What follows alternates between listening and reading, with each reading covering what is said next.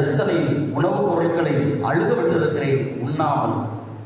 இது எல்லாம் எனக்கு எதிராக சான்று சொல்லும் என்று சொல்லுகிறார். அப்போ என்னுடைய தேவைக்கு அதிகமாக இருக்கின்ற பொழுது அடுத்தவரையும் கண்டுகொள்ள வேண்டும்.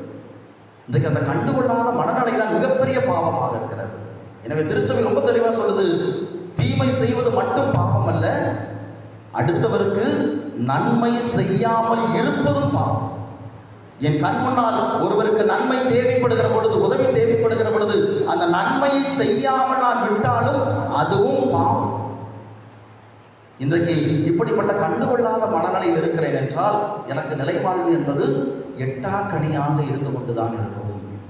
மூன்றாவது, நல்ல சமாரிய மனநிலை. அடுத்தவருக்கு என்னால் இயன்றதை எப்போதும் செய்வது. என் கண் முன்னால் ஒருவர் தேவையில் இருக்கிறார் என்றால் என்னால் இயன்றதை எப்போதும் செய்யக்கூடிய அந்த ஒரு மனநிலை, அதுதான் என்னை நிலை வாழ்வுக்கு எடுத்துச்சு.